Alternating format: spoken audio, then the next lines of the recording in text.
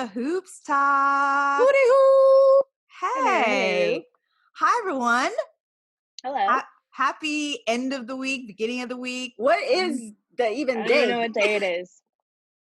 2020 is relentless. It's For like real.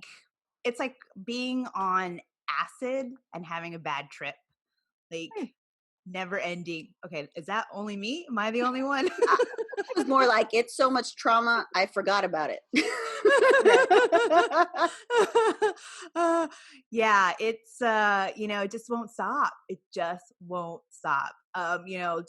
Just take a minute. We're not going to spend a lot of time, but John Lewis, the legend, the activist, our hero, our American soul, he passed away last night. So we're recording this on Saturday. And I loved reading all the stories about him.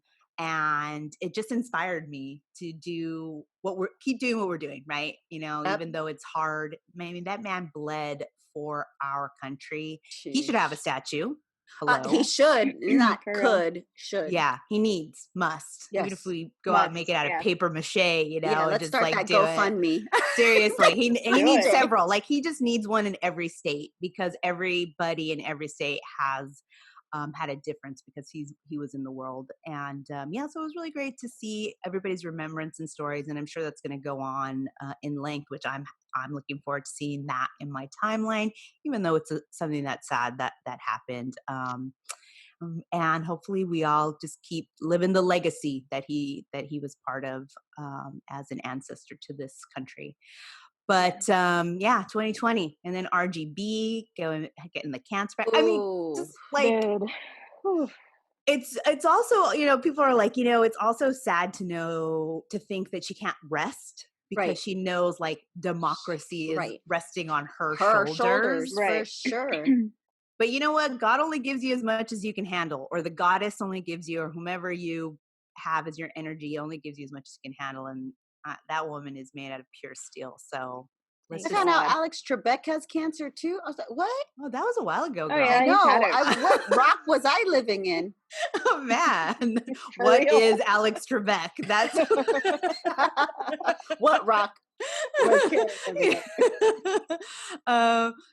So you know what? Positive. Let's keep doing. Let's get in good trouble. I'm excited about this episode. We have a great guest coming on. Karen, how's the San Francisco going for you? I nerded out last night and I got to see the Neowise Comet ladies. Have you seen it? No. Okay, so up till the 22nd, you look near the horizon about a little after 9:30, right under the Big Dipper. Okay. And you'll see this star with a little faint tail. It's kind of cool. It's like, I think the only comet we can see with our naked eye. Okay. And it won't come back for another 7,000 years. So I'm going to take a look for it. Nerd it out, bring a joint, a little brewski. Maybe that's what helped for your naked eye. Yes. I'm seeing you probably things. You probably weren't even looking in the right direction. You're like, that's it. It was like an airplane. That's gotta be it. Yeah, you're all paranoid. Is that it? Is that it? I mean, if I was shrooming or on acid, I was definitely seeing something. Kyndall, how is Utah for you? How's it going there? It's going, just hanging out. It's super hot. So even if you want to get outside, it's like, do ya? Right. Do ya? Maybe after 9:30. Walking into an oven at like 9:30, it's 105 degrees. So it's like, the safety feels pretty good. Is it a dry heat there or humidity there or mix? It's dry heat. So it's not like as bad, but it's still like, you walk outside and you like breathe in there and you're like, ugh. Yeah, you're like cooking your organs with that hot breath. Yeah, your breath. Insides are all just soup. yeah, that's desert for you. For you. Yeah. Well, I'm glad you both are doing good in your respective areas, and I'm holding it down here in Los Angeles. We're keeping our masks on. I know it looks pretty dire straits here for us, but I think we're going to have to go full shutdown again. And you know what? I'm all right with that. I'm going to have to be. I'm like, go big or go home. Let's do it for 2 straight weeks. People just eat the shit in their cupboard and then done. I mean, had we just done it from the beginning, the get-go, we could be on the other side of this, but many times. What do we and all the other countries who have gotten over this know? Right. Yeah. Right. Yeah. I mean, Italy right now is like doing well. Yeah. They're fine. Fossey even What said is it. He's that? like, this shouldn't be a matter between economics and health. Like, if everyone's healthy, the economy is gonna, duh. Right. Like, It defies logic, which this is hello. for another podcast, but I am reading Mary Trump's book and it is Ooh. so Oh, good. oh, I'm listening to an audiobook. She reads it. And just real quick before we move on, it is like listening to a making of a serial killer is what oh, Believe it. it's read like. shit. And it's so psychological and like how, I mean, please Well, Okay. read I it he's or might. got enough audiobook blood on it. his hands, so he Yeah. basically is a Blood serial and killer. I semen, feel probably. he's a war criminal. I Yeah, for mean, sure. he's definitely a war criminal. Oh yeah. And we know you got to know who we're talking about. So we shouldn't have to say that demon's name on the Hell no. with that said, we're going to move on to our house cleaning and our updates. So, guys, please subscribe, like, review on Apple Podcasts and Spotify. We just got a new review. It was really I awesome. saw that. That was Yeah. very nice. Here comes your gift basket. I know. A Hoopstock mask. You're getting put in that giveaway draw. So yeah, so we got a really nice review. It was basically saying it's like listening to friends who know about sports chatting on a sofa, and stick around for hoops off at the end. See, so people want to hear our Oh, they like it. 1 minute rants that we all have inside of us. Also, we're on Twitter and Instagram at the Hoops Talking. We're on TikTok at the Hoops Talk Podcast.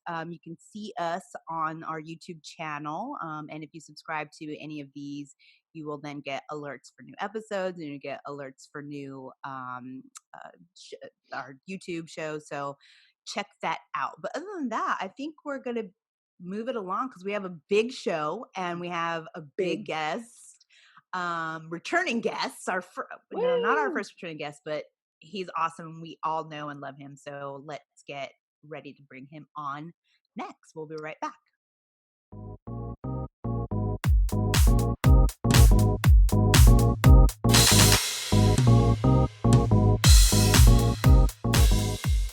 Hey, Josiah, welcome to the podcast. How y'all doing? Thank you for having me. Oh my God. Hey. Returning guest, Josiah Johnson. I said I was coming back, and I'm here. Yes, you did. You know what? Even with all that you've been up to, because I keep tabs on you. I got Twitter alerts that are always popping off because of you. Notifications. You are, you're so generous with your time to come back with us and really appreciate it. It's like super awesome that you're like, yeah, I'll come on the show. Fuck it. Hey, as long as it's after 10 a.m. on the weekends, I can roll with it. Anytime Okay, yeah, before that's us too.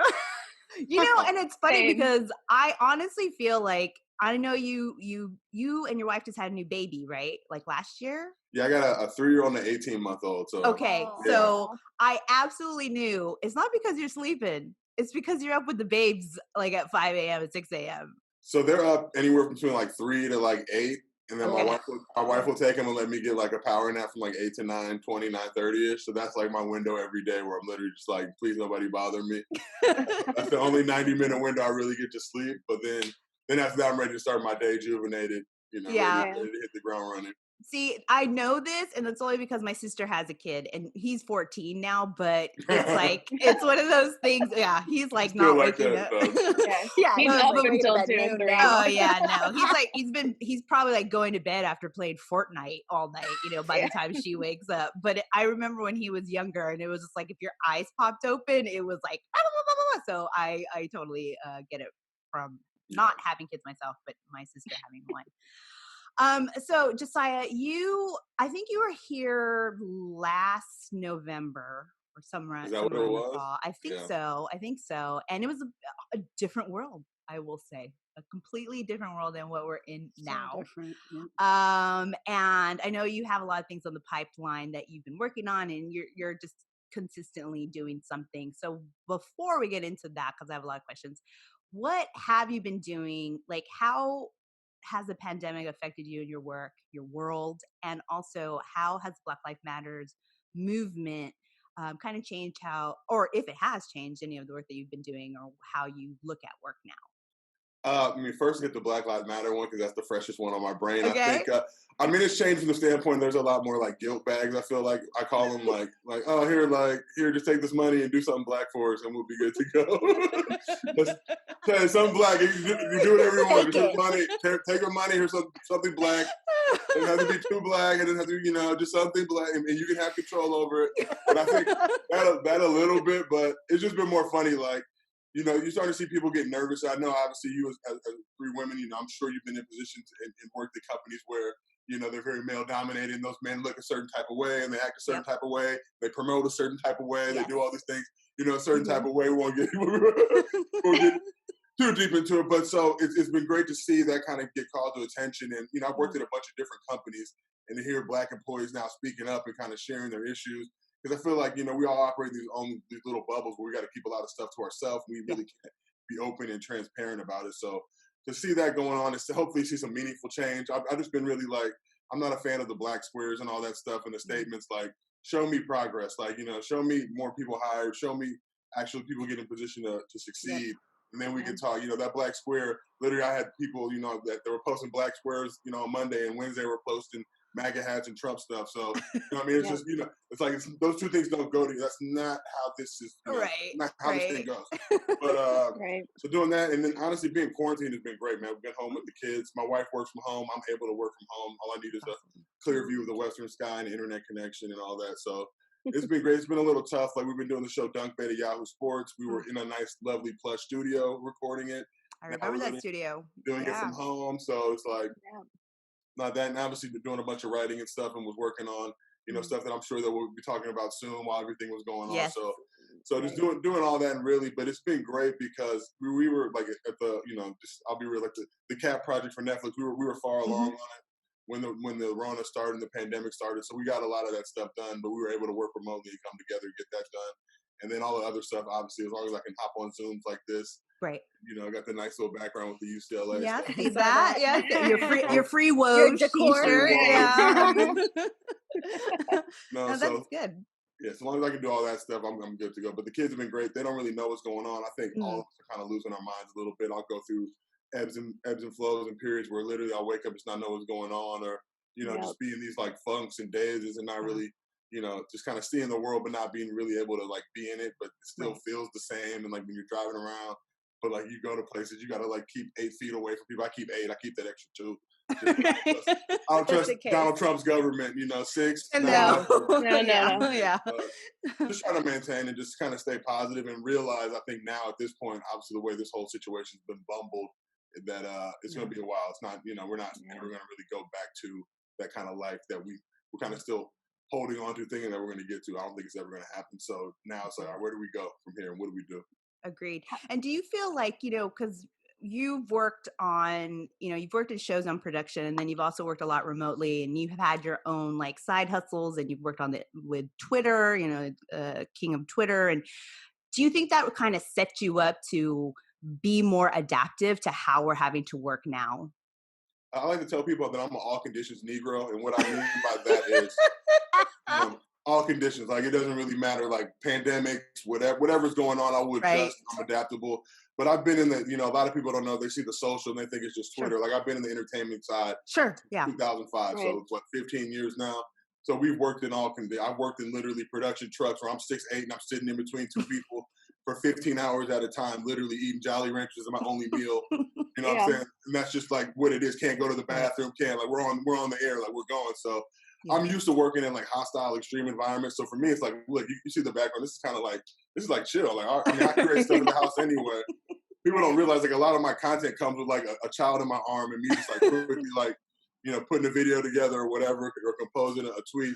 So I'm used to kind of all this stuff anyway. I really kind of thrive in these environments. And I think when this thing first started, a lot of people got mad at me because I tweeted something along the lines of like, yo, we're going to see who's really talented and who's not. Because, when everybody has all this content, all this stuff that they can go with, of course, you can make heat. But now when it's like, yo, all that stuff gets taken away and you got to dig into your brain, dig into the vault and still deliver at that same level, like, can you do it? So, a lot of people got mad at me, but those same people, 4 months later, I'm still like, where's your stuff at? Right. It's Yeah, Right. called it. Right. And then Mhm. how did it work for you because we all work in sports, right? And it's to some capacity that literally goes away. Like what kind of goes through your mind at first? Like, okay, how am I going to transition? Or do you start thinking about other narratives? Because when you have the games, you have so much content that you could talk about, and they're always acting some kind of fool, something's happening on the Yeah. sidelines or something. How were you able to like transition, or did you just say, hey, you know what, I'm going to stick with what I know, go with the flow and figure that out from there? I mean, I think the formula and the template and the style that I tweet, really it's not like super complicated. It's pop culture, whatever's Mm, trending. There's always going to be news trending, no matter what's going on. There could be no right. basketball, no sports, and then you're going to hear about whatever. You got Harden wearing the joint, or what I mean. Sure. There's always Right. guys are always going to put themselves in positions and people to be newsworthy and stuff. So really, for me, it's just like, all right, what's going on? Like this Black Lives Matter stuff. Obviously, you want Mm, to have a ton of respect for the situation going on in George Floyd and Breonna Taylor, mm, but also now taking that, and my style of humor is a lot of satire, so it's a lot of kind of South Park in tone and vibe. So I'm really taking sure. shots at you with the joke. Some people may think it's funny, but if you look at the deeper meaning of it, it's a little bit more complex than kind of just what you're getting on the surface. Right. And I try and do that as a way to like, look, if I'm just sitting here preaching on Twitter, nobody's gonna listen to me. But if I can put a funny meme, funny video together, Right. and also make you think, like you might have thought that was a Kaepernick joke, but really I'm just pointing out the NFL's hypocrisy and Sure. supporting Black Right. Lives Matter while also not giving this black man a job. Like it's like, Right. but I'm not just gonna say that. I'm gonna give you some Right. material with it. So when you watch it, like, oh, I'm gonna share this and get this out to the world, get it Right. to everybody. So for me, Right. it's just figuring it out. Like I'm like you're in a situation like if the NBA comes back tomorrow, we adjust. I think at Mm, some point, I'll just tell my wife this. Like at one point, there was Blockbusters in every city, right? And that was like your Friday activity. We're going to right. Blockbuster. Yep. Then you don't anymore. You figure it out. Yeah. So you're either the guy still like hold on to the Blockbuster, like oh I'm never Yeah. or you're like, all right, let's get some streaming cracking. So just being Yeah. adaptable and always being ready for whatever. I kind of just pride myself like at any moment I gotta be ready to go. So Right. and working in social out too, like news Yeah. drops, get it. Like Yeah. Right. Yeah. what are we doing? Yeah. No, you're right. You're Yeah. right. How do you said you've had some funks. I agree. I've had some woken up in some funks too. And it's hard sometimes being in the creative industry where you have to like come up with something like constantly, right? You feel like you always have to be on. But like when you're in those funks, where are you finding like your creative, your inspiration, I guess, I mean, to get stuff off?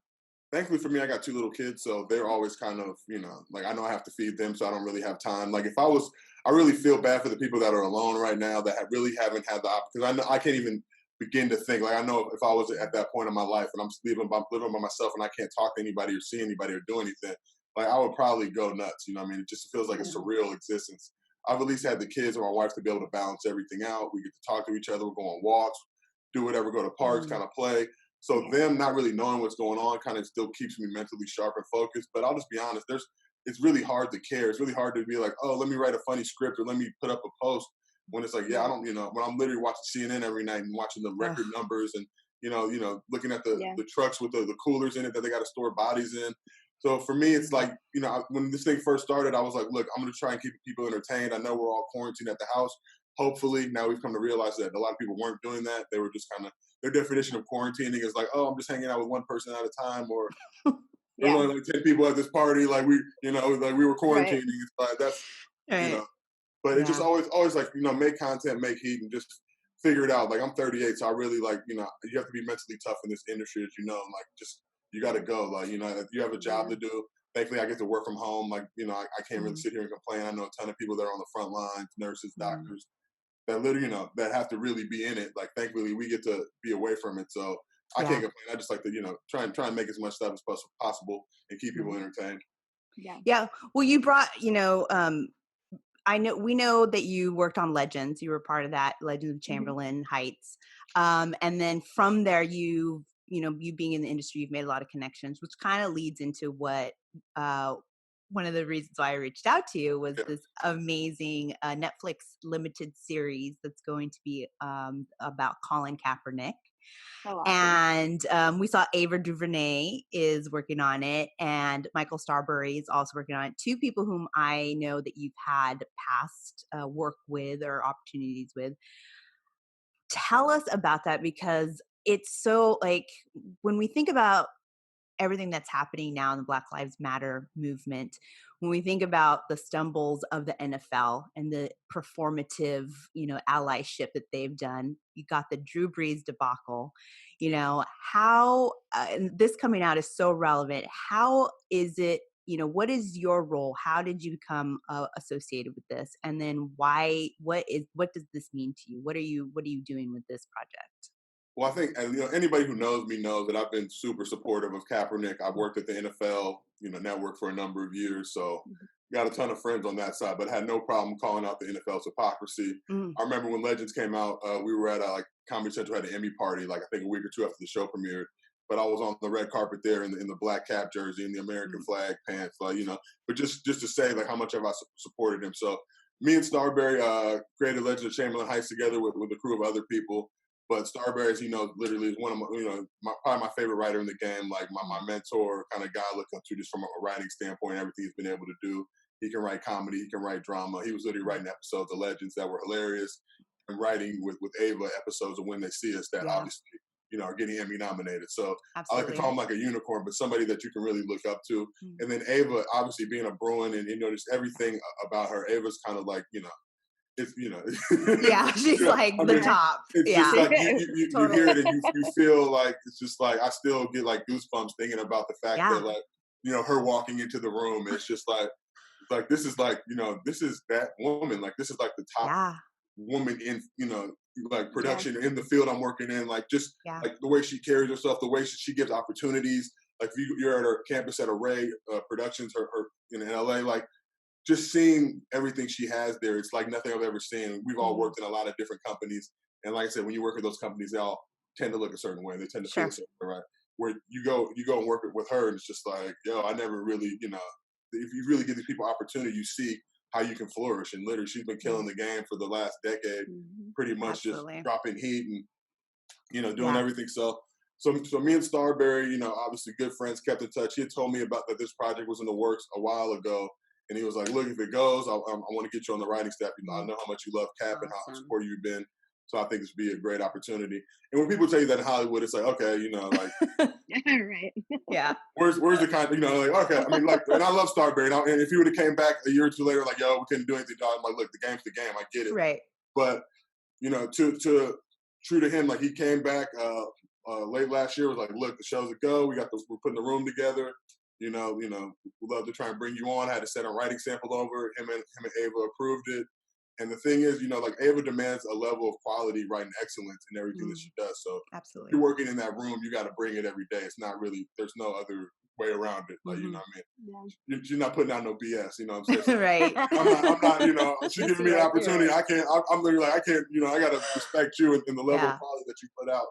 But so Ava was EPing on the show. Starberry was show running, so it was his first time show running for me, even to be there with him, kind of, coming from the Legends room to now this Island room, and literally just the tone but just an amazing project to work on. Obviously, I can't say too much about it, but I can give you the, you work in sports, I can give you the. It's about him in high school. It's going to be a lot different than I think people are going to be expecting. You see the man who is kneeling. You see everything he's done now and all the great stuff he's done for the community. And I feel like he has a lot of critics that don't really understand. They think, oh, well, you had white parents and you grew up here and you had, they kind of just think you have this life of privilege where it's no matter, and it's I always tell people Turlock, where he grew up in Los Angeles or the Bay, and these are not similar places. No. Turlock, again, looks a certain way. And, it does. Yes, it does.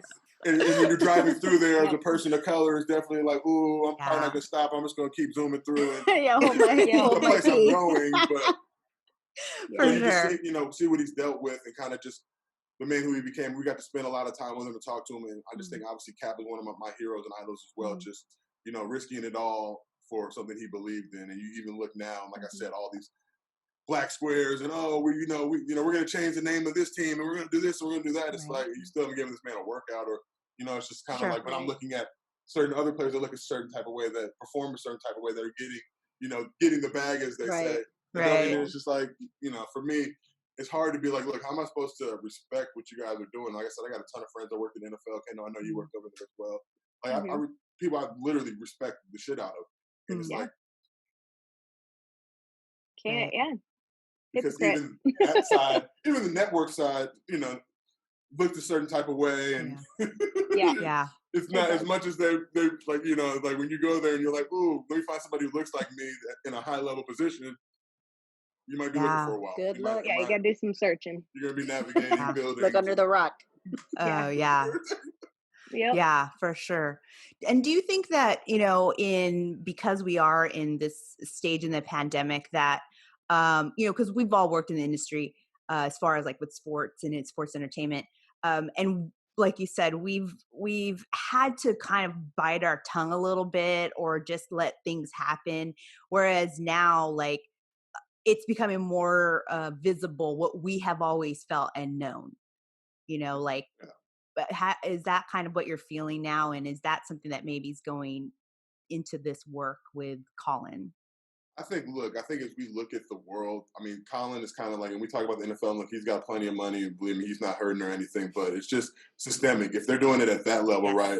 If you've got the president of the United States who literally taking time out of his day to call Colin and other players like him that are protesting sons of bitches, and you know, this is the man that literally is the leader of the free world, you know. And this is what you see. So for me, I mean, look, like I'm very hesitant to kind of buy into all this stuff. I think people do stuff when it's cool and trending because they feel like they're forced to.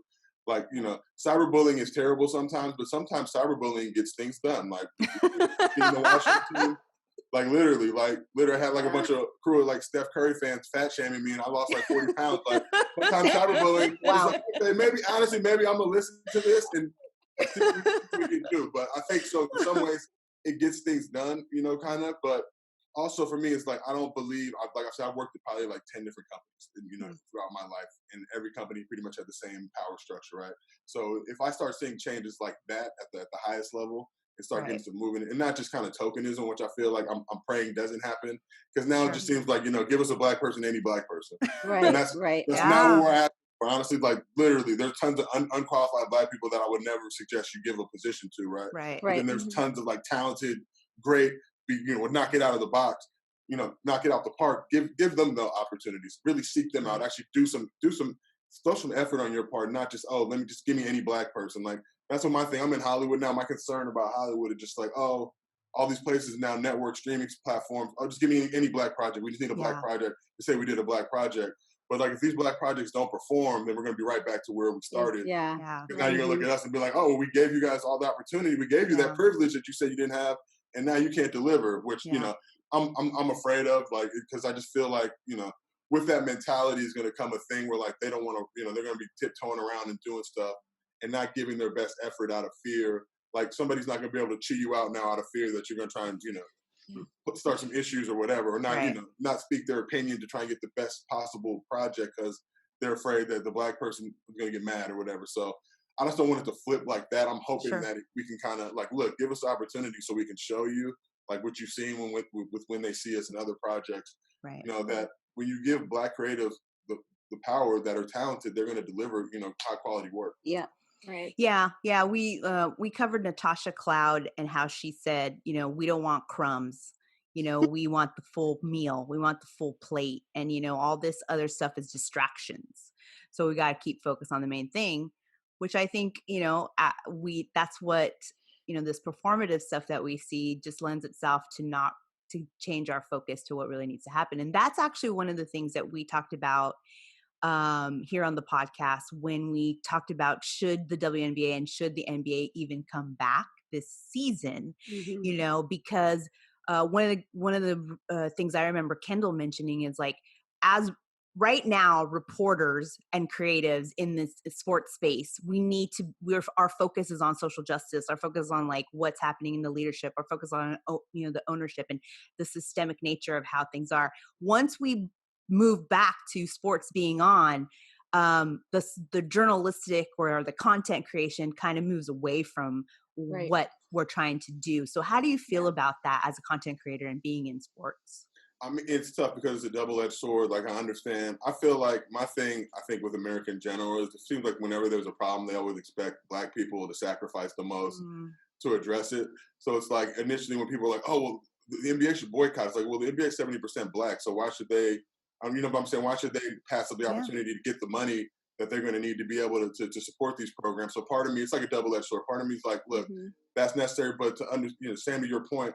But two, I feel like, look, the Black Lives Matter stuff has definitely died down in terms of the news cycle, but so did the Corona. And Corona kind of gets talked about now, but it's now from a place of we don't care. Like, you know what I'm saying? Trump he was doing daily press conferences. Even that was, thankfully I don't have to see it on my TV, but now it's like, well, wait, why aren't you doing these anymore to update us? It's not like we're getting any better. Like, it's gotten significantly worse. Like, the way we were operating when it first started is how we should be operating now. But now it just seems like, all right, we're tired of talking about it. Like, it's summertime. Like, no, you know what I mean? And that's kind of but that's kind of the way it feels with the Black Lives Matter stuff too. It's like, all right, we get it. Like, Black people are oppressed. Like, we're tired of hearing about it. Like, let's move on. So I'm curious to see. I know the NBA has been trying to do a lot of stuff that I think is kind of performative, but I appreciate with the names on the back of jerseys and that type of stuff. But what they're going to allow these guys to do, because that was one of my biggest concerns. You're taking the best that the NBA has to offer, putting them in a Florida bubble for 3 months, and now these are guys that can't really be out on the streets. Lakers players were hosting protests in their community. I remember Bradley Beal and John Wall doing some stuff in the D.C. area where guys were really taking it to the streets in their town. That's how you really start movement. So I think, but also understand the ramifications of the CBA, and if they didn't play, that the owners will be able to have a lot more power now and take a lot more money back from the players. I get where they're coming from. I think they're all adults. Between the NBA and the WNBA, they have the ability to opt out or not opt out. We've seen players in both leagues do so. So as long as they're comfortable with it and they feel like they're safe. I interviewed Alex Caruso earlier this week. Yeah. And Caruso is basically like, look, man, we feel like it's kind of like summer camp. I feel safe. Like, the campus is cool. Like, he didn't really. So I'm like, look, if you don't got no problems with it, I can't be sitting here in LA, not there trying to tell y'all, oh, man. But I'm just looking at the sheer numbers of it and how, dudes are moving and shaking. And you're seeing guys, get quarantined again for leaving the bubble. And I'm thinking, like, wait, this is a bubble. How do you just leave the bubble to go pick up delivery? Like, where was like the entry point? Because I'm thinking on the other side, like, if I'm a delivery guy and I can get to the bubble to make this exchange, then like, what's the stop? Not like really a bubble. like a fan, like a disgruntled Warriors fan, like, who's mad that they're not in there from running in there just seizing on everybody. Like, what's to stop all that is the question I start to ask. But so far so good.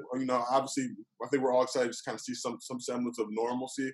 And I think with the way that the stimulus, if it doesn't pass and we don't get some more money for the people who really need it, the streets are about to get turned up. So if we can have something to entertain people, like, generally when there's a good basketball game on, people are less inclined to want to go commit crime. Like, I'd rather LeBron's playing, so I'll wait to go do this with dirt I was going to do. You know what I mean? So I think people need to think about that too, because if the country kind of goes in the same way that it's headed, and, because you're dealing with a lot of people now who haven't worked for months, right? And things that have been kind of put in place to keep them protected are going to get taken away, maybe. So it's like, ooh. Right. People still got to eat. They're going to figure it out. But you take all my money, I'm going to figure out a way to eat. It may not be the way you like, and it may, I may be eating behind bars, but I'm going to figure out a way to survive. Yeah. No, that makes that makes sense, thinking about it that way, that it is, we've seen so many times how sports has been able to bring some calm, with the attention towards it. And they are trying to do some of the social justice movement on court. Like, to your point, Alex Caruso is going to wear, was it Black Lives Matters on his jersey. LeBron has decided not to. He says that's not really his, what he's like associated with, like, doesn't resonate with him. Yeah. And you're a huge LeBron fan. I saw a picture of you even wearing his Cleveland jersey when I was doing an image search on Google. So you've been a longtime fan of his. How do you feel about that? Are you in your feelings about it? Or you're just kind of like, hey, you know what? Everybody gets to make their choices how they're going to do it. I think to the point I made earlier, I feel like that whole situation with like Daryl Morey in Hong Kong, if we can go back to that, I feel like LeBron was put in this position where he was supposed to be Team America. And it's like, LeBron's not the president of this country. Yeah. LeBron's supposed to go speak up, but Nike's not supposed to speak up? Yeah. Because Nike's been in China a lot longer than LeBron has, right? Nike has a lot more athletes than LeBron. Where are these other, but it's like, oh, any way they can tear down a black man, it's like, oh, you black man, you have to go be the face, and you have to go speak, and you have to go solve this problem. It's like, wait, we can't. I'm not even treated as an equal in my own country, but you want me to go fix the problems in Hong Kong and China? And I don't think they weren't educated on it. I don't think it was a good move for them, obviously, to speak on.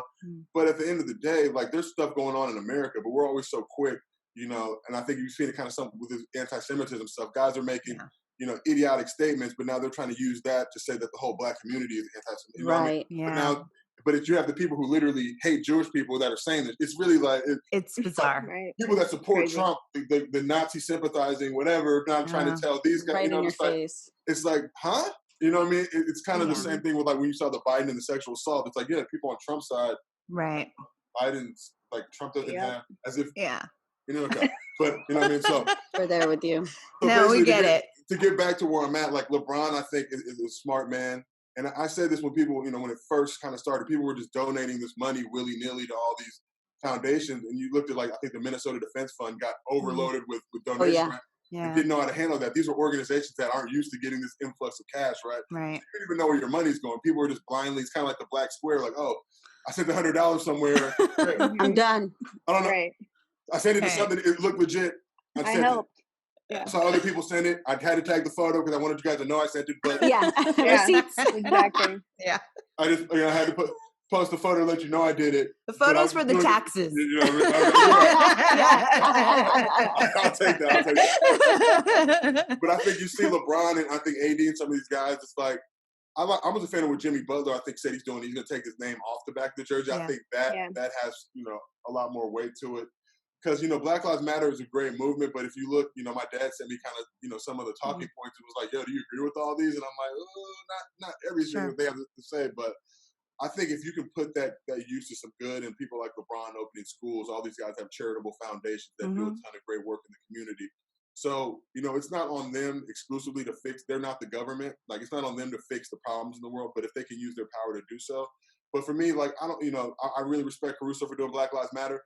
I don't think, Caruso in a Black Lives Matter jersey is going to save the universe or fix America. Right. I think it will open a lot of white people's eyes to look to him and go, like a lot of black people like myself, like, it'll open their eyes to like, okay, maybe we need to like start thinking about things. But, I'm not like, I'm not going to knock LeBron for not doing that. LeBron has literally opened up a school. Like, it's like, what more, he's committed like 1,000 scholarships, I want to say, or something like that. It's just like how many scholarships, you know what I mean? Like, whenever anybody's like, yo, he only did this or that, it's like, well, what have you done? Like, how many scholarships you put up for? You know what I'm saying? Like, so, but I think, look, these guys, I think are ultimately like free men. They're going to make decisions the way they want. I love what the WNBA is doing and actually really going hard for Breonna Taylor and doing things like that. I think Angel McCoughtry, I think, started this whole thing. With the courts. Which I feel like, look, like, I made like it's crazy because before the WNBA season started, I was talking to some people on Twitter and I was like, look, how can I be more supportive? How can I help elevate voices or whatever? And they're just like, yo, like we got all the stuff playing. Like I was trying to do Sparks games and, because tickets are cheap. Like, let's get the suite, just hang out. Like, Twitter fam, let's all just get together. So for me, it's really sad to see because it feels like the WNBA was really poised, especially in the wake of obviously Kobe and Gigi's tragic passing, but with a more of an emphasis just on, everybody knows how much Kobe loved the game and how Gigi was destined for greatness. Like, let's really support this beautiful game that we have the opportunity to support. So, for me, like, I'll be watching both of them in the bubble, but it kind of hurt because I was like, I was really ready to be, I know. Sparks games, like. Tell me about it. I just gotten into them. I know. A couple last year, and I was like, all right, I dig this. We were going like almost every weekend, me and my husband, and then anytime family would visit and there was a game, we would go. And Karen and Kyndall, I was like, let's go because it's fun. Good basketball. Really good basketball, really good seats. Yeah, you great get seats, really good I'm a big fan of like, stuff that's well priced. Like we can get the whole suite. I took my mom there, I think, for her birthday. I'm trying to remember. The whole family like got a suite for like, a couple $100. It was, like, where'd you try to do that for a Laker game? Like, good luck. Like, here's your mortgage payment. That's my yearly. Like, no, I think it's also you have to be like grandfathered into one of those suites or something like that because it's like legacy suites or what have you. Okay, so sticking to NBA, and the bubble, what are your Lakers predictions? Okay. Like, how do you, I know what my predictions are as a fan. And then do you have you thought of any like power rankings on the teams going in, or what are your thoughts on like performance, what you're going to see? Because they're going to be playing with no fans, right? and they're having to deal with this bubble. And some teams are coming in with, maybe not their full 5, guys. Because I know Harden tested positive, and Russell Westbrook did as well. And people could get sick while they're there. So what are you seeing as far as like performances and any predictions for the Lakers? I think we have to throw like power rankings out the window, like for all the reasons that you just stated. Like this is going to be something like we've never seen before. There's no home court advantage. Guys, quote unquote, haven't been training, even though they have for the last few months. Like, like you said, the Rona, like what happens now in the middle of a series, a couple of guys get Rona, that's completely changed the whole. Yeah. You think about my buddy CJ Toledano, who works at Highlights, tweeted a while ago. He's like, looking back on MJ's flu game now, it's just irresponsible, right? You think like nobody's having that Rona game. Like, it's like you look now like, damn, this is like a super spreader, Yeah. So many guys after that game got the flu. I feel like that's a whole doc in itself. I bet dudes that were part of that game got the flu, got Jordan's flu out. It's gonna be narrated by Dr. Fauci, So for me, the Lakers, I feel like they've been practicing. So they're going to be ready to go. I think LeBron sees and realizes that the clock is ticking. But I think for a lot of these younger teams like the Pelicans and squads like that have a lot of a young nucleus that now has had this 3 or 4 months of additional time to get more mature, get more ready, you're going to see it's going to be crazy. It's not going to feel like a normal NBA season, right? Home court advantage is a humongous deal, right? There's a reason teams play at home. So now you got no fans. And I make the joke too, like, when the IG models and the families start converging on the bubble, there's a whole other level that we're not even thinking about. That's going to be these people know each other, right? Yeah. They're like Rob, like, oh, we're here, like they all. So there's going to be issues going on. Yeah. IG models jumping ship, like dudes psyche's getting up because the IG model that was staying with them is now staying at their rival spot. Like maybe. I mean, honestly, but this is real life stuff because this stuff goes on anyway. Now they're all together. Like, imagine, like Tyler Hero and Kuz. I think they were dating the same woman right now. Yeah. She shows up to the game and it's like mind games. Totally mind.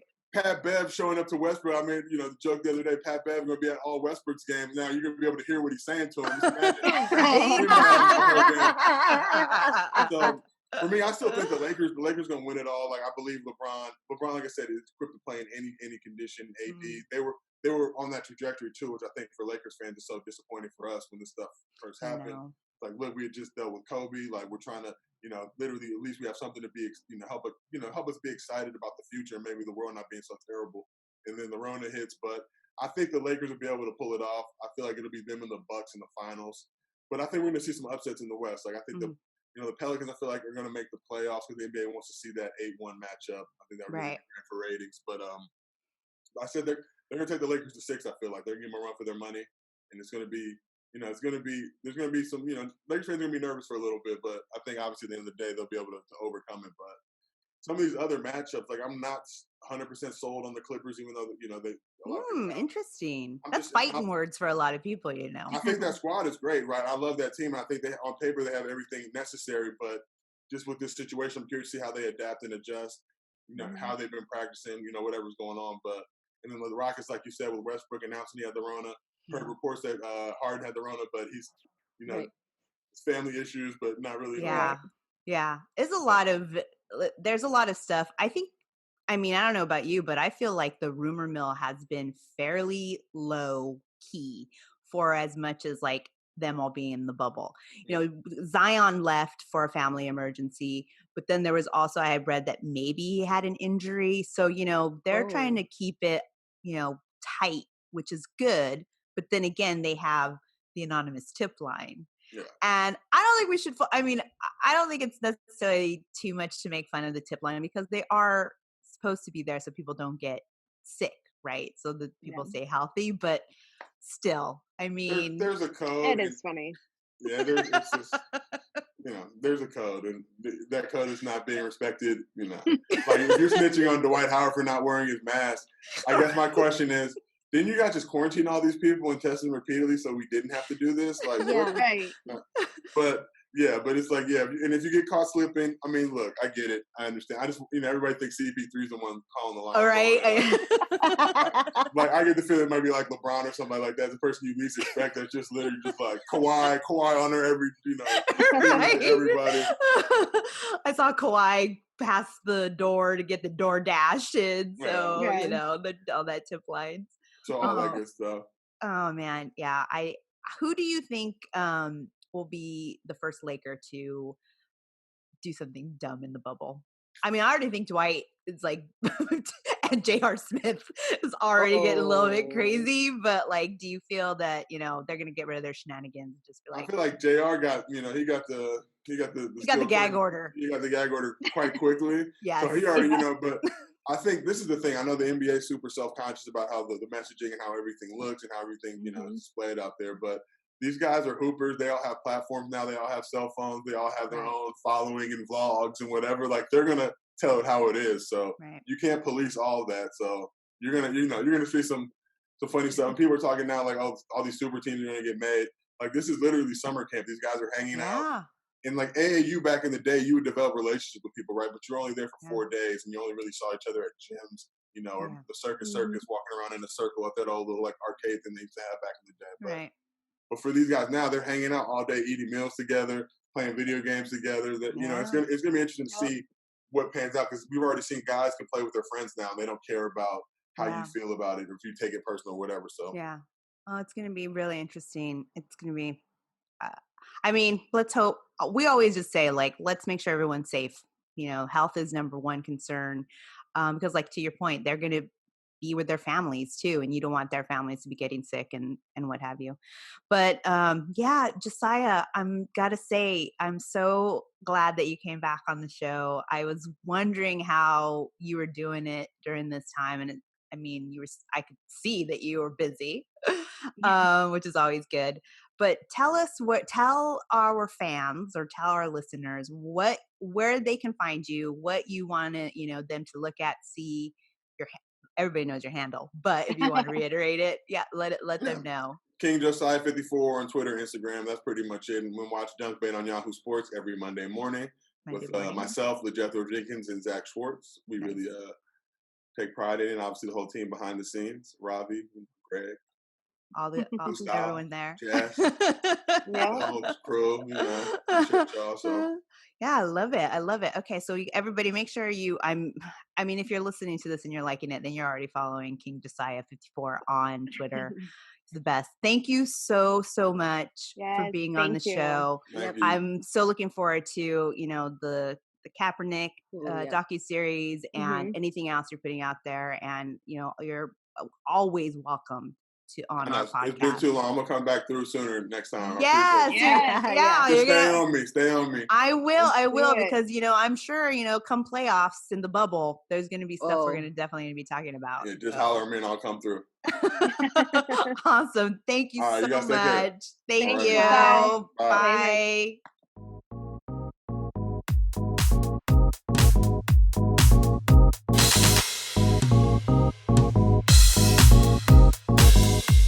And we are back, guys. Great interview with Josiah. So glad he came back on, and returning guest. In our new playoffs, in our new Zoom format. Heck yeah. Oh, and this time he wasn't late because there was no traffic to drive through. So that's always a good thing. So I'm excited to have spoken to him, and I can't wait to get this out, because I can't wait for them to start working on the Colin Kaepernick series. I mean, just like so much goodness out of that. So I'm so glad he was able to make it. Changing gears as we do, talking to the sports in the age of coronavirus. It was a heavy week for women in sports, and we're going to dig into it. And so I just want to preface this segment by saying that we may be talking about things that could be triggering to anybody who has had sexual harassment experiences. There might be some language in here that could be triggering. So just to, kind of put that warning out in case you want to skip this part because I know it can be hard for people. It was difficult for me to read a lot of what I read this week. And I must be difficult for the people that lived it and also came out and said that. So let's just start before we go into like that, those stories. I wanted to talk a little bit about Elena Delle Donne and her open letter about her health. She went to the WNBA. Well, it's a separate committee, that's taking the opt out for medical reasons. So they have a separate independent committee. And they denied her. And she's been a long sufferer of Lyme disease. And so she put out an open letter on the Players Tribune about her health. And it starts with, I take 64 pills a day. Fuck. Okay.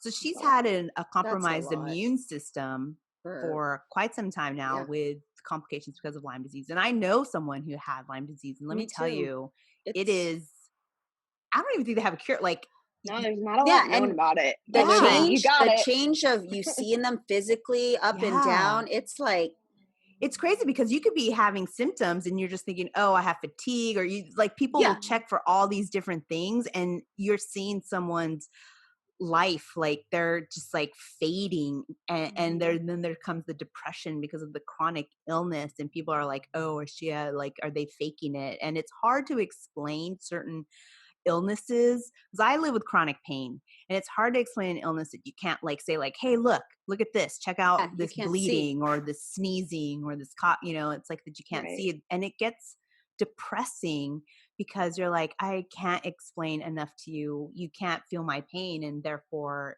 you just kind of stay quiet about it. So I read the article. I find it, I don't know about you guys, but I do.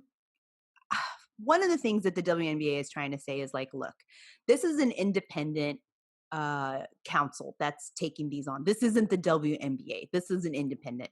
And what Kathy Engelbert was saying is like, look, from what we know from science, what the independent council knows from science is that they have not seen Lyme disease as something that coronavirus will have. But it's immune compromised, period. And no one really knows about Rona. Exactly. So but she's saying they're like, oh, well, it doesn't say like asthma corona, or flu corona. Like she's saying they haven't found that because of, the materials. And additionally, she's like, well, she suffered, I believe something in her back. So she had surgery. So therefore therefore she's going to get opted out anyway. And she's going to be paid. So they're kind of taking the route of like, look, we're just following the science, but at the end of the day, she's getting paid. And what Elena Delle Donne is saying, a lot of the players is like, this woman who basically looks like the logo of the WNBA, who is MVP, who above and beyond a leader of this league, currently playing. She has Lyme disease. She has this compromised immunity. And you just want to say like, well, that's what the independent council says. That's what the technical term is, and just be like, okay with that. So I found it really interesting how they were trying to spin it. And I also found it hurt my heart a little bit that, when Elena when she talked about this, also, she's like, well, I guess part of it's too that I need to be a little more public and let more people know about my, what's going on with me. And I thought, no, you don't. No, you don't. It's private matter. You shouldn't have to announce to the world if you're sick. Yeah. It's the people you work for should just have a little bit of compassion. Exactly. And it's also believe women, like, period, right? Like, yeah. Like, why does she have to do that and publicize it and then be believed and get medical leave? Like, why does she have to go on CNN and all these national news and then show her 64 pills? And it's like, having a personal health journey is important for your mental state. And the only people that need to know are your doctor and you and anybody that's going to help support you in that system. Right. Right. I don't, I don't feel like she should have had to go public with it just so that she could get support from her employer, just to the facts that you guys are saying as well. Yeah. And I don't know, guys, like some part of the WNBA leadership to me, I'm like, Right. Right. Fishy. And that separate panel of medical experts, whoever that denied her, they didn't even talk to her Oh, doctor. yeah. So what? They just look at reports and that's it? Like, Well, that's that's the not other very thing is like, thorough to me. why are they using an outside source that has no relationship with the players whatsoever? Why is Mhm. there not some inside, like the athletic trainer from her freaking team or the team doctor? Yeah, Like, the team Right. doctor. why are they not the ones making the decision and reporting back to the WNBA, Yeah. higher ups? Why is it some random ass outside group that's like, oh, well, they had diabetes or they had whatever. Right. Like, Yeah. Yeah. they get off. They get Yeah. off. And looking Yeah. at paper Now and she's got to numbers and play. not the Like, person. Like, that's right. And not only that, but like this outside source has no idea what WNBA players or NBA or whatever, like the season and the practices and the training that they have to go through.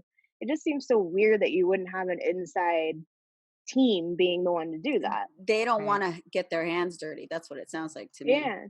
You know what I It's But mean? yeah. and not only that, but like when the decision first came out, it Mhm. was a couple days before I think Kathy Engelhart or Engelbert said that she was going to get paid, right? So there Right. was a couple of days there where she was like, Oh, okay, okay, we're good. I have to either play Yep. and compromise, my health Yep. just so I can get my paycheck, Right. or I have to figure out whether or not my family and I can survive off of what I have in the bank right Yeah. now, right? Right. Yeah. I Which is mean, fucking ridiculous. yeah. And if you think about it, there are people who aren't the logo of the WNBA, who Mm. don't have the sponsorships that Elena Delle Donne has, that Mhm. are probably suffering from something health Yeah. wise that they don't want to go public with, who Yeah. are also having to make that decision. Yeah. Right. And they've got less in the bank. And Yeah. you know what yeah. I mean? Like, Yeah. that's just a shitty decision to have to make. Yeah. Compromise my health or Make feed my money. family. Yeah. Feed my family. Yeah. Feed everybody. Yeah. What? Yeah. It's crazy that any employer would put someone in that position. Right. Yeah, we're talking about WNBA, but in the context of like feed my family or compromise my health, like this is indicative of just all the systems that are put in place. And that's kind of why, when I always say like, yeah, I love seeing the athletes, because honestly, like if it wasn't for Twitter coming like in support of her, I doubt there would be such a swiftness, Right. Oh, to right. to No make way. save face, right? Yep. Right. So like to Josiah's point too, he's like, yeah, Twitter does what it does. It's the Mhm. masses saying like calling people out, and it actually tends to make the change that we're talking Right. about, as Yep. opposed to like the performance. It's like, okay, how can you in one face support a movement for equal pay or equal justice, and yet your own player, you're saying like, well, that's an independent council and we're just looking at the science. It's like something's not adding up. You know what Right. it is? It's because she's a superstar. They don't want her to not play. Right. Yeah, I mean, again, following the money, we're not all a dollar sign. No. We got to stop thinking of these players as dollar signs. And it's like if you're willing to compromise your logo, your MVP, because you haven't figured out another way to be profitable besides this human carnage that you're going to throw at us, then you That's should on not be you. running a business. Period. Yep. Right. You should not be running the business, or your priorities are in a space where it's becoming very clear Right. that there's something that, we don't have to wait for 4 years of seeing, finding out an expose in Washington Post. And what I don't get Yeah. is, Right.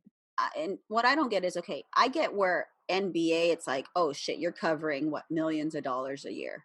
But even Elena at max, what, 200K with a WNBA salary. So Mm, do they not have that? Are there not, we get sick pay, we have disability. I don't get what's happening here. Like, why is it not being covered for her to just stay home and be healthy? Yeah.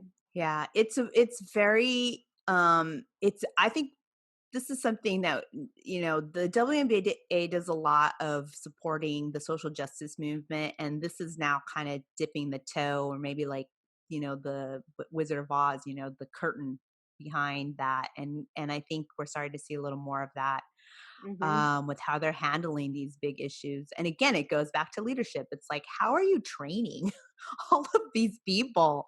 What do they look like? What eyes are they looking through when they're looking at, beyond their position? So that was what, right.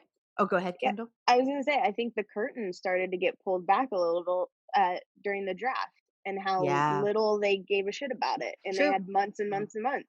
I True. think that's where it started to get like pulled back a little bit, and it's like, Yeah. if you care about your own league, you'd think you'd like go above and beyond to make this situation, being the only sporting event on TV right now, Yeah. the A best little it more could better. possibly be, right? Yeah.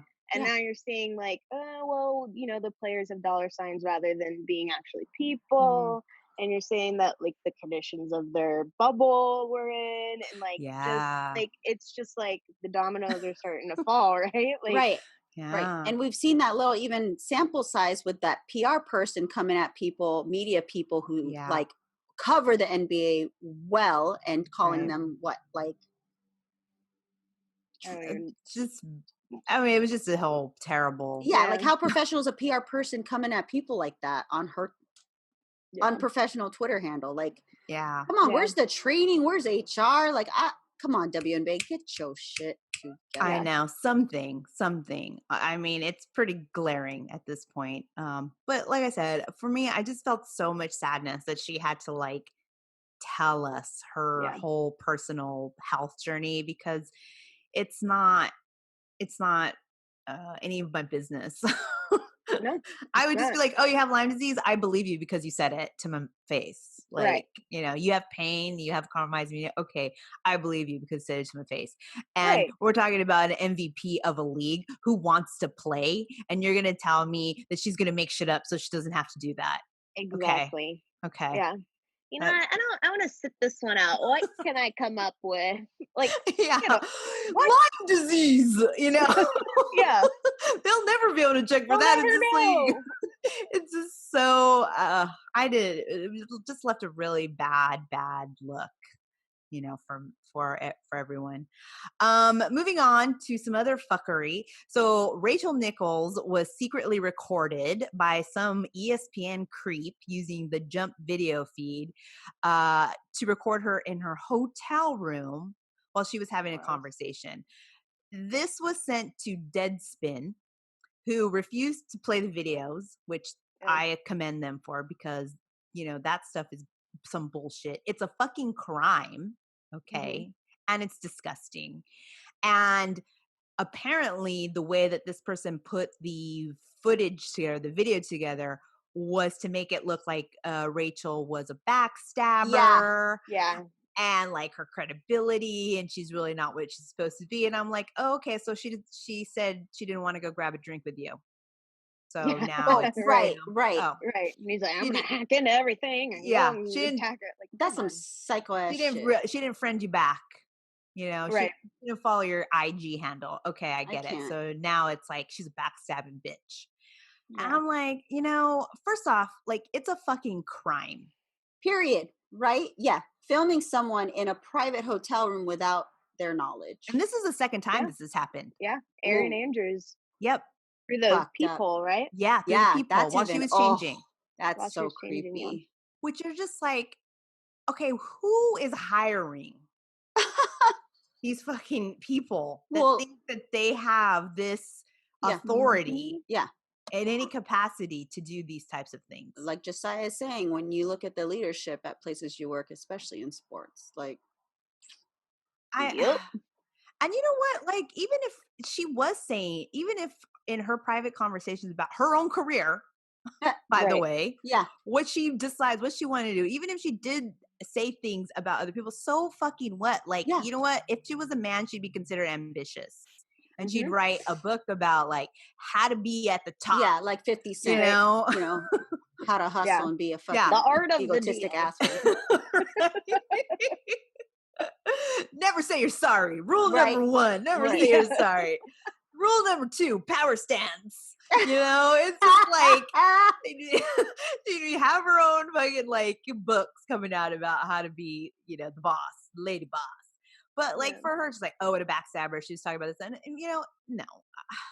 It's just, I just hate the fact that like people are given access. Right. So they do background checks on people. Like, Probably not. I actually have a legit job that did a thorough background check, but Yeah. then I was like, oh, Yahoo really probably didn't do shit. Sent it we to all like, work there. right, So like Yeah. a $9.99 background check that you Google, right? It was probably that. They just scroll through your Twitter feed. Yeah, that was Okay. Yeah, from Okay. the last 6 tweets. They're good. Yeah, They're not good. anti-Islamic. Yeah. All right. oh man. Yeah. I mean, seriously. Yeah. So I thought that was despicable. And I'm glad that, you know, the news outlets that did get the video did what they Right. did. Like And, Deadspin decided, no, we are not gonna share this. you And know, I say they Yeah. they tell us who the person was. fuck yeah, Yeah, go blast protect that his stupid motherfucker. ass Blast name. it. Blast it. You know, because here's the thing. It's like, what people don't seem to understand is when you hide things, it's still going to come out.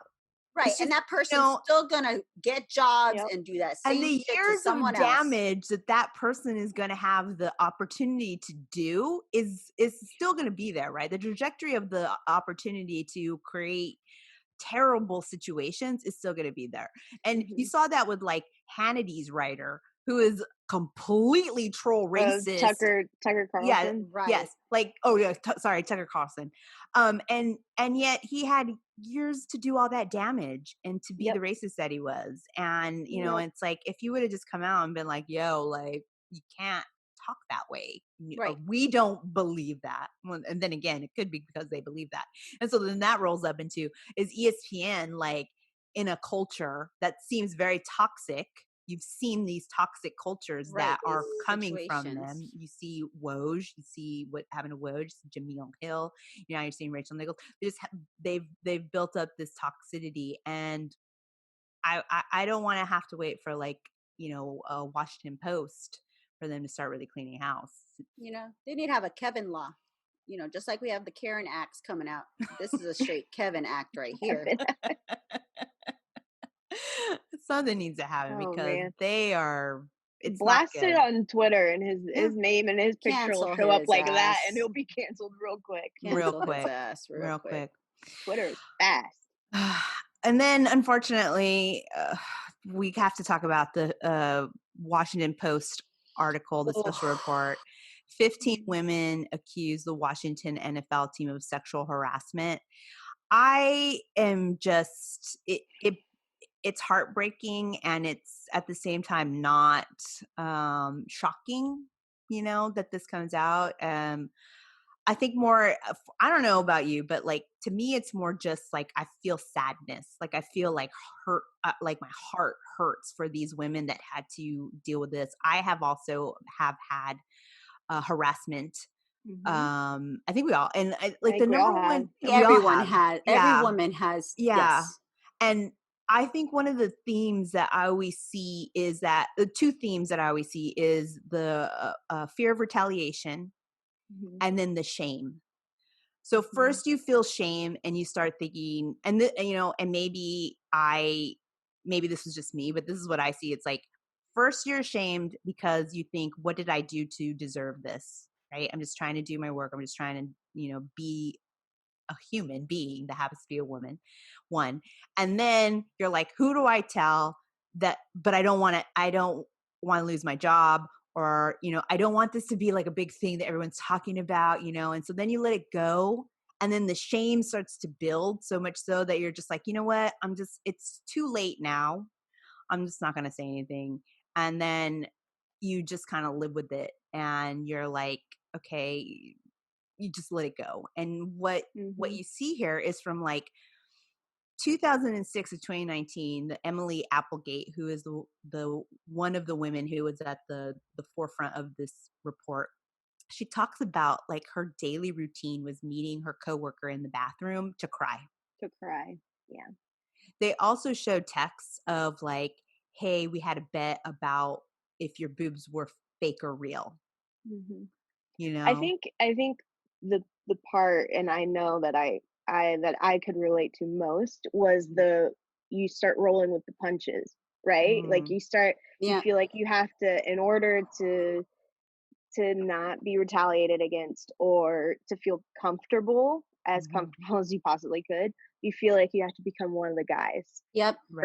Right. And you Yep. have to just like go along with whatever they're saying, and just kind of like joke back and be like, ha ha ha ha, ha, yeah, like Yep. that's a funny joke, Yeah. Yeah. when deep down you're like, that is completely inappropriate. Mhm. Mhm. It hurts my feelings. Mhm. Yeah. It makes me uncomfortable. Like Mhm. all of these things are Yeah. going on inside you, while outside you're like, all right, in order for me to keep my job and Mhm. for people in the office not to hate my guts, You're right. Right. I have to just, act like one of the guys. Like Yeah. that was the part Uh, that definitely like hit closest Home. with me, right. is, Mhm. you just kind of have to like roll with it, when Yeah. deep Right. down you're just like, I want to sit here and cry. Yeah, that Yeah. reminds me of, like, it's sports in general. Like, even when you're playing sports and it's all guys and you're one of the few women, you got to take the hits, you got to suck it Hmm. in, because you don't want to be called, you want to be leveled with everybody.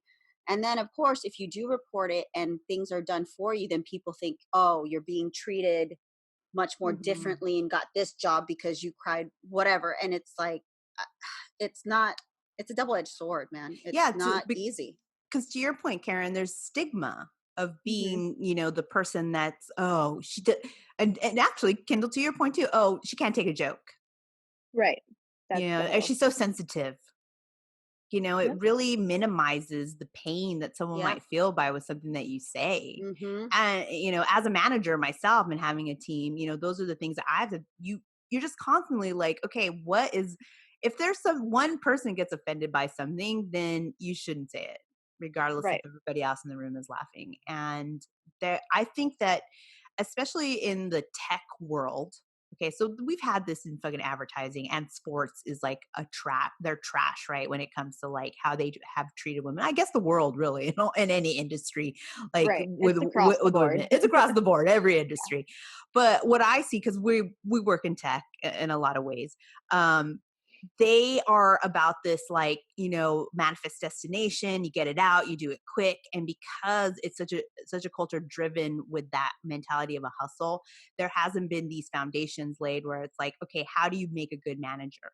How do you make a good HR team? How do you get leadership? It's like, no, a leadership is a dude that learned how to do this thing on his computer, and then like he made a bunch of it and then hired a bunch of his friends, and Mhm. then, hey, we're giving everybody free snacks.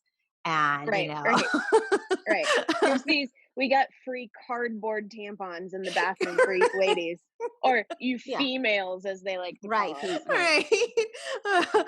So it's just like we all need to take a step back. And I think the stoppage of sports has made everybody focus on these things that we've had to change. And I think women in True. general had already started with Me Too being a giant movement with Tarana Burke, started, and the equality, and it's always been a discussion. And then you saw the United States women's soccer team, and now it's like, okay, well, you got the athletes, you got now these reporters, and we just things just need to change because it just can't. Period. Interns. Yeah. Yeah. eh, Interns. Oh, You've got the marketing people making 30 grand a year at Mhm. their entry level position. I mean, it's literally from the bottom up.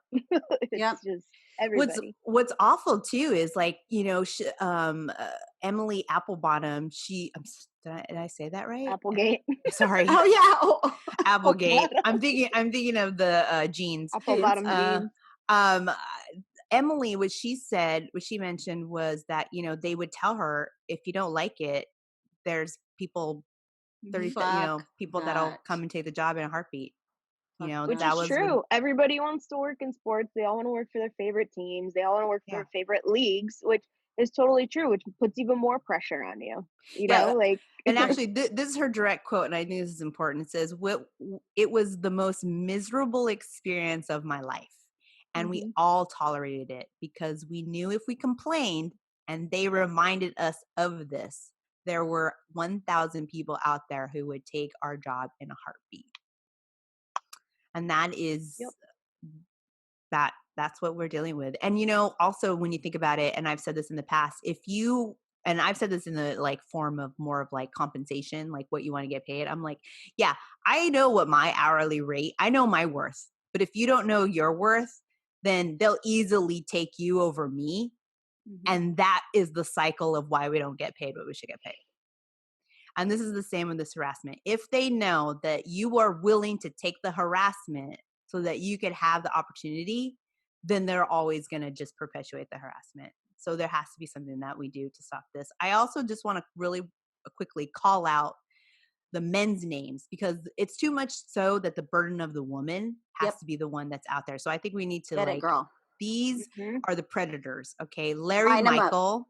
Here's Mhm. Larry Michael, the senior VP of content and the voice of the team. He has since retired, right? And Which is declined bullshit. He comment, How shouldn't have gotten that convenient. opportunity. right?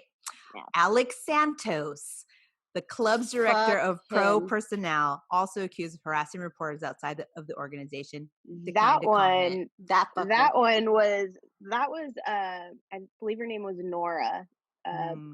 Princiate. I can't remember Yes. how she. Yeah, Yeah, was Princiati. talking about how she went to the combine and she walked into the steakhouse or the bar and he was hitting on her.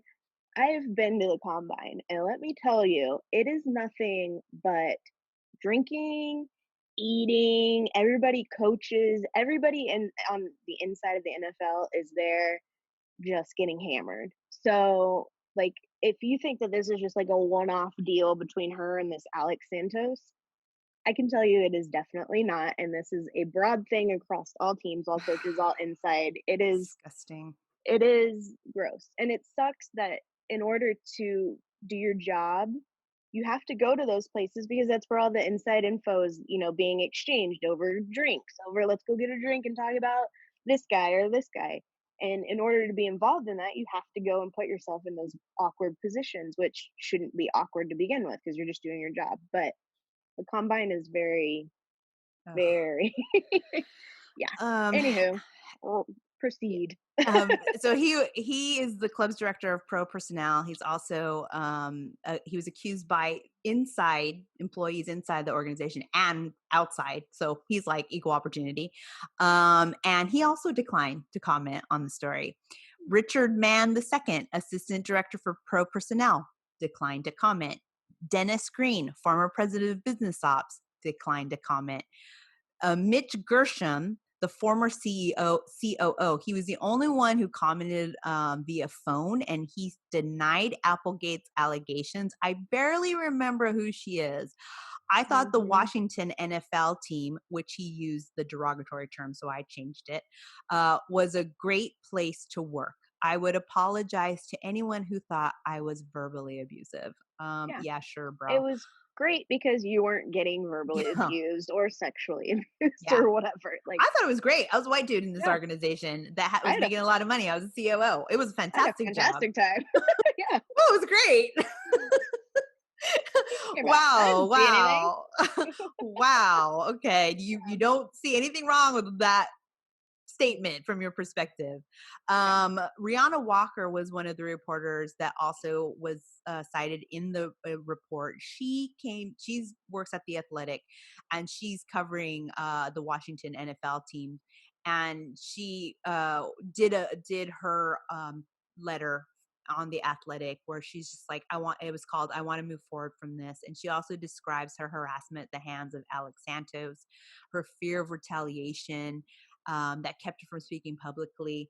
And she did report it to the Athletic, and they supported her. And they went to the team and was like, "Hey, you know what? You can't do that. We want disciplinary actions." So she was like, "I didn't necessarily want to get him fired, but I did want him to have some disciplinary action." So if he would publicly apologize. So he did apologize, like with someone else there, but that didn't stop him. That stopped him from her. And I'm sure he still said shit about her that Oh, didn't, yeah. like, Oh, yeah. because the things that there was physical assault, there was texting. I mean, any way that these people could get to what they wanted, they would use. So they're even saying like, "Hey, we need you to wear tight skirts and tight tops because we need to sell these sweets." Yep. Literally, like, and then he even told her, he's like, oh yeah, did my colleague tell you I said this about your hair? Yeah, Did my colleague say gross. I said this about your body? I Yeah. just didn't want to have it written, In text, no in text. receipts. Right. He's So married. they know Oh, that they're doing wrong. like, how does his Yeah. wife feel about this shit? Gross. Oh, I hope I don't That's ex-wife. the know. other thing. Like, what do you, like the wives of these guys? I First of all, what know. did you see in them to begin with? And like, what do you do now that, it just grosses me out. Yeah, and Ugh. this Alex Santos guys was like, oh, I'll eventually wear you down with my charm. It's like, Yeah. Gross. it's like, you honestly think any part of that is charming that you're Ugh. doing as a Yeah. predator? Disgusting. It's And disgusting. did you see the picture of that guy? Oh, Oh monster. Lord. no. Ew. Oh I'm my looking right God. now, but I He hope I is don't throw up. so, Sorry. I Yeah. mean, can you imagine Dude. being having that come at you in a bar close to you He and looks like then he has saying hot things? breath. Is he and like just, Wiener ugh. from our work experience? No, Sausage? maybe. That person did not have any personal skills nor any idea of personal distance. So yeah, maybe. So, I just thought, a lot of this came out during this week, and it was just a lot. And I think like we all know and have had this happen, and it's good that we talk about it. And I don't know. I hope something happened. Like they're trying to say that the owner of the team did not know anything, and it's like, really? Okay, It's bull. yeah, It's it's his total inside bullshit. buddies. Yeah, Yeah. and it's like, you know what really are you going to do? What really is going to be done? What are we Yeah. really going to be seeing? So I don't know Oh, the he's answers gross. to No that, but I neck. think it's interesting that not interesting, but I think it's important that we talk about it and just say like, enough. Like Mhm. the more you do, and I know that there was threads of support for women in sports on Yep. Twitter, and yeah, it is kind of sad that we have to do these things when this happens. I feel like, we've always made the attempt to, this is why we have the podcast, to uplift women in sports. Yep. And yeah, sometimes if lists of women to support is something that you don't feel is necessarily like going to change the world, someone does. And someone might know someone new on that list. And we got to keep saying names of people and sharing things, their stories, their bylines, their everything. Their work.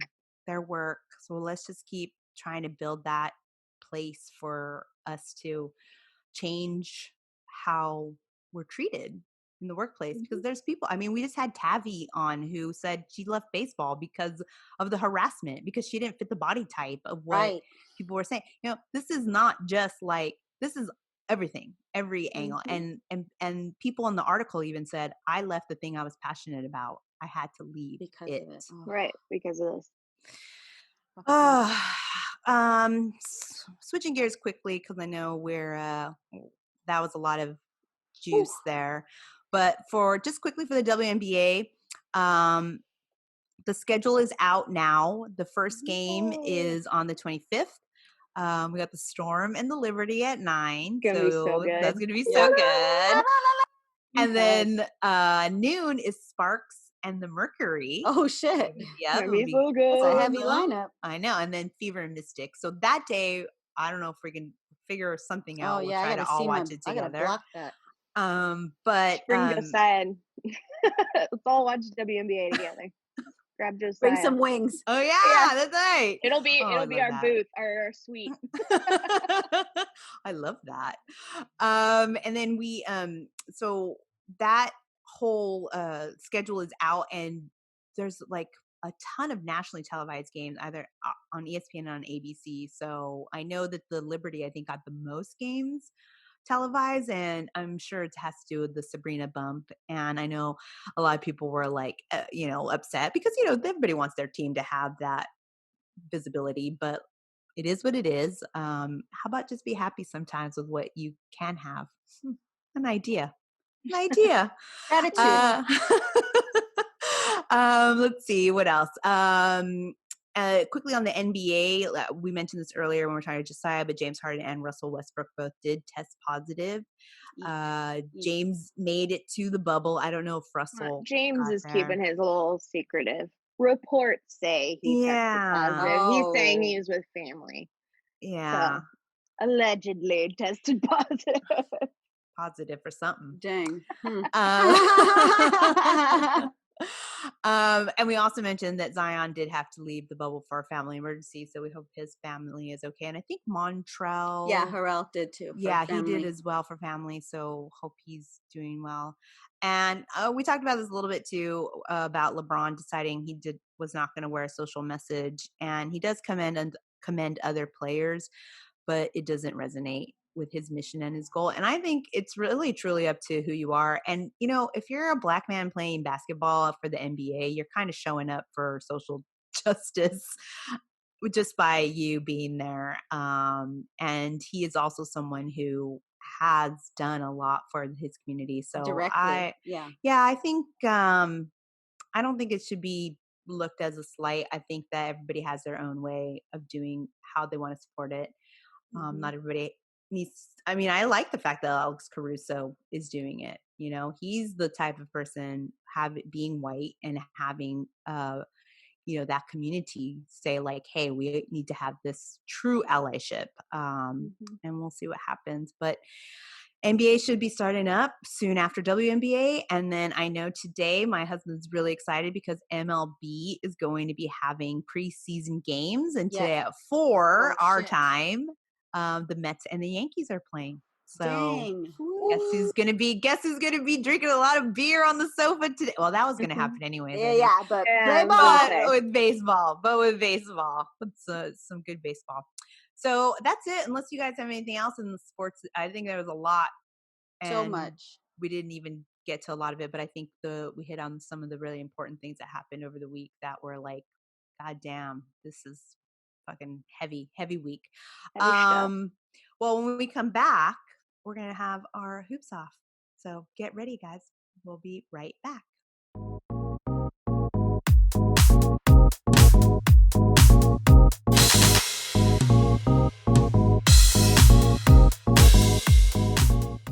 And we are back. Okay, final segment, hoops off. I hope you stuck around for this because this has been like award-winning shit happening on the hoops off. It is our 1 minute topic rant. So we're gonna start with Kyndall is gonna start. Okay. Let me get my timer up. So this is where we each get 1 minute to rant about a topic. It could be about sports, it could be about life, it could be about like whatever. And I will do the timer. So Kyndall, if you are ready, your time starts now. Okay, so I'm going to talk about male allyship when it comes to bullshit happening against women in the workplace or just bullshit against women in general. It's absolutely 1000% needed to have our males on our side, but we don't need you to say, I have a sister, I have a wife, I have a mother, because that shouldn't fucking matter. It doesn't matter if you have a woman in your life or if you don't. How about you should just say it's because women are human and we should treat them equally, because that's what we are. It's not that we're your sisters or your mothers or your girlfriends.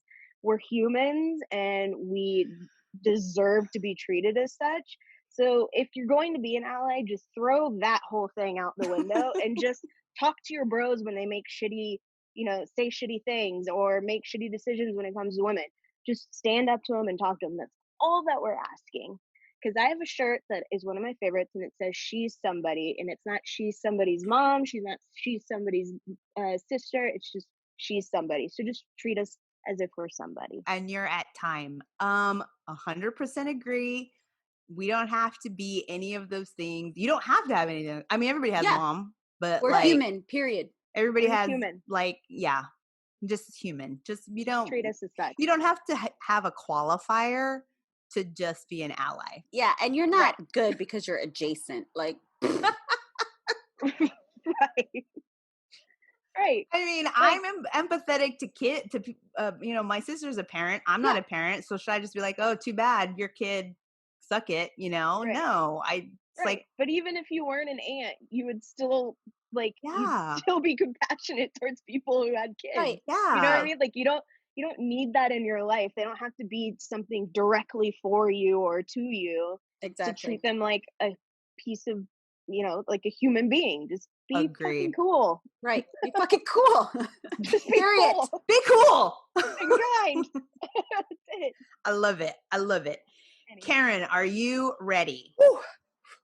Yeah, I'm Okay. warmed up. All right. Okay. Here you go. 3, 2, 1.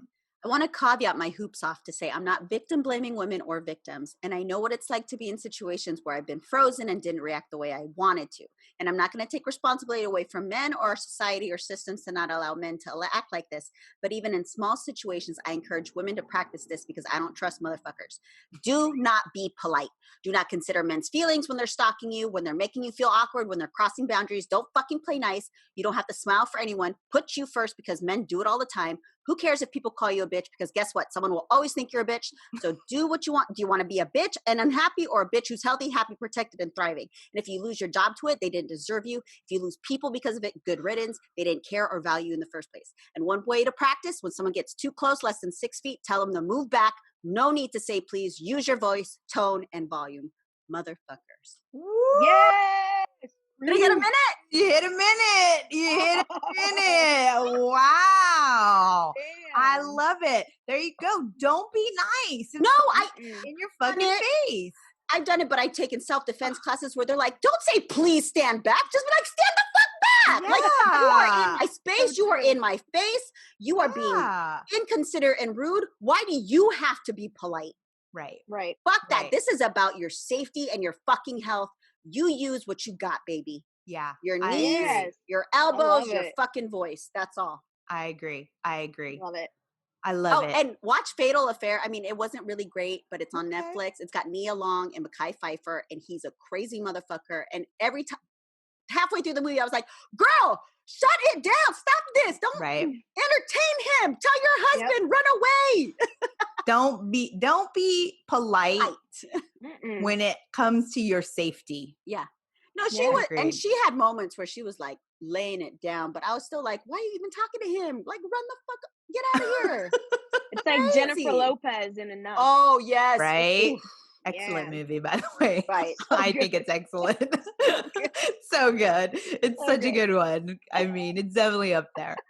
Yeah. Okay, I'm ready for my who's off, All which right, is I not going to gotcha. be Get okay. it, girl. Mine is not going to be. Dale. Mine is going to be really dumb compared to you Oh, guys because I know No, it. all get right. out of You here. ready? Yes. 1, 2, 3.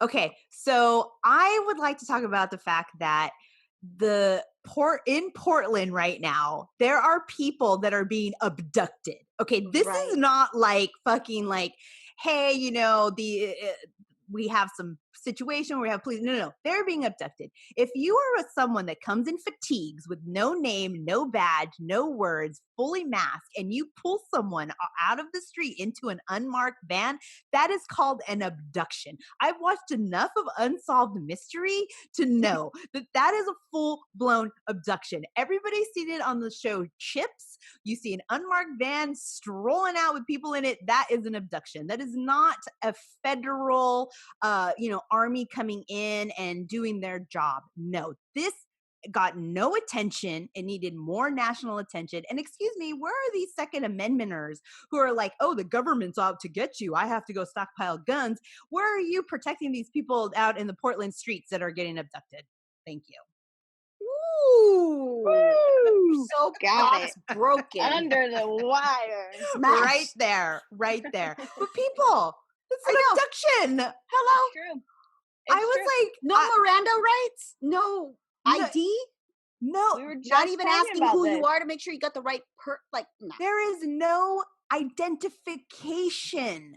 They could be JoJo's that fucking decided to buy fatigues, and then they're just picking you up, and they're just like, okay, Yeah. cool. Like, I'd rather get no. shot than Yeah. abducted. Okay. And everybody says, right, when we try to have a whole gun safety talk, well, what if the government comes after me and turns on us? Blah, blah, blah. Right? It's fucking happening. Is a police It's state happening.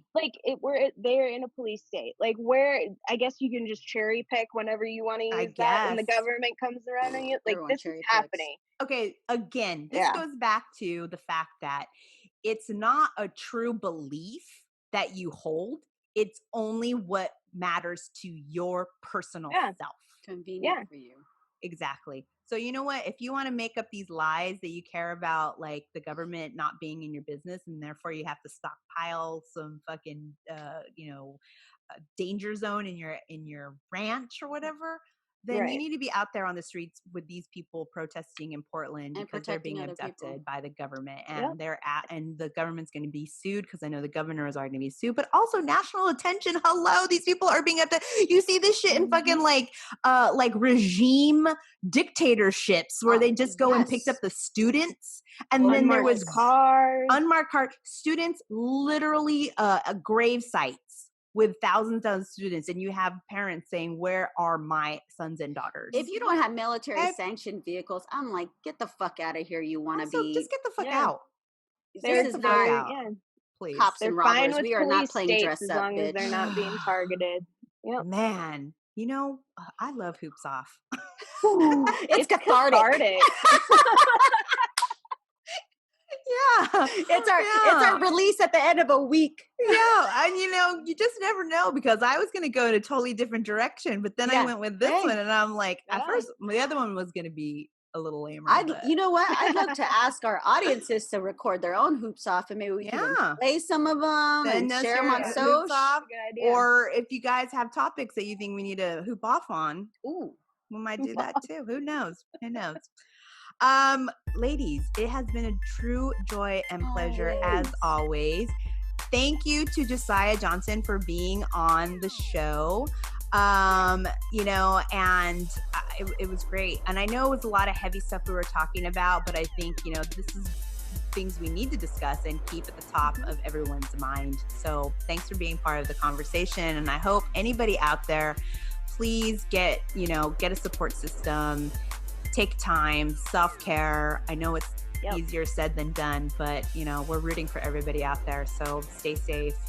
Again, thanks everyone for listening. Make sure you subscribe, review, Apple Podcasts, Spotify, Google Play, all the good stuff. You can DM us on the Hoops Talk Twitter and IG handles at the Hoops Talking. We're also, check out our lovely faces and the faces of our guests on our YouTube channel at the Hoops Talk Podcast. We premiere there at 6:30 along with Good News Radio. We premiere there at 6:30 on Wednesday nights. They're also having a fundraiser, so make sure you check out the link so you can maybe throw some cash at independent radios in Los Angeles. We're trying to do it. We're investing. Please, I hope you can invest in our network. Besides that, Karen, how we want to keep it? We want to keep it sweaty and petty. Sweet, we out. Wow.